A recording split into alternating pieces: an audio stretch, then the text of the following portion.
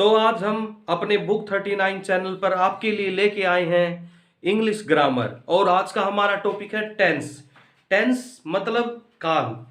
We can say in simple word, tense is the time of a verb's action. मतलब किसी भी क्रिया के समय को, मतलब किसी भी काम के होने के या करने के समय को टेंस कहते हैं, काल कहते हैं। सच एज प्रेजेंट, प्रेजेंट को समथिंग हैपन नाउ, समथिंग मतलब कुछ जो अभी हो रहा है उसको हम प्रेजेंट टेंस कहते हैं। पास्ट, पास्ट टेंस मतलब भूतकाल टेंस, भूतकाल, भूतकाल समथिंग हैपेंड अर्लियर जो पहले बीत चुका है।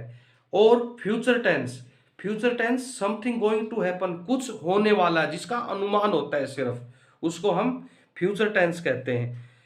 काल क्रिया का वह रूप, यदि हम इसको हिंदी में बोले तो बोलेंगे कि क्रिया का वह रूप जो किसी कार्य या घटना के समय और उस कार्य या घटना की दशा या स्थिति को बताता है, उसके समय को बताता है और उसकी स्थिति के बारे में बताता है, उसको काल कहते हैं। काल से हमें किसी भी काम या घटना के होने का समय पता चलता है, जैसे कोई काम हो चुका है या हो रहा है या फिर होगा। टेंस, टेंस के तीन प्रकार होते हैं। सबसे पहले है पास्ट टेंस मतलब भूतकाल, नंबर दो प्रेजेंट टेंस वर्तमान काल, फिर फ्यूचर टेंस मतलब भविष्य काल। सबसे पहले हम आपको पास्ट टेंस के बारे में बता रहे हैं। पास्ट मतलब भूतकाल। In simple words it is used to indicate a finished or complete action or task that happened in the past time.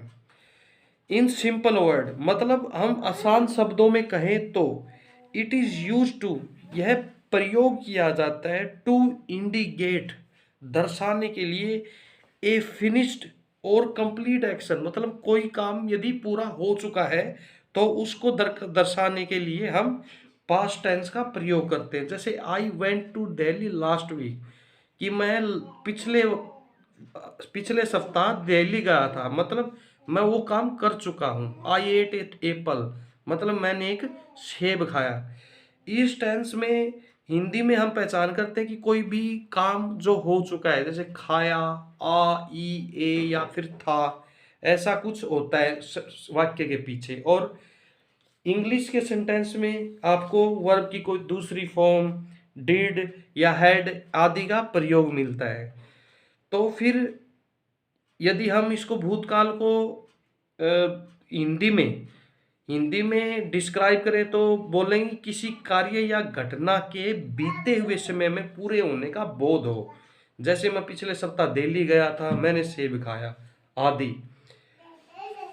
फिर आता है प्रेजेंट टेंस मतलब वर्तमान काल। We use present tense to talk about something that is going on now currently.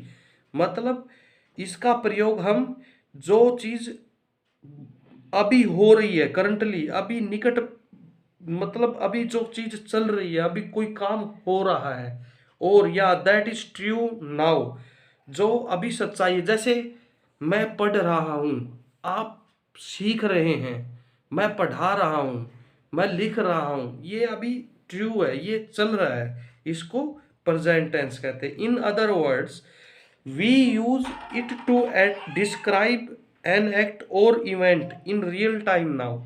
मतलब किसी घटना या काम का रियल टाइम में होना पाया जाए, करंट इसी टाइम में होना पाया जाए, उसको प्रेजेंट टेंस कहते हैं। एग्जाम्पल आई नो मैं जानता हूं, मैं मनमोहन सिंह, मैं मनमोहन सिंह को जानता हूं।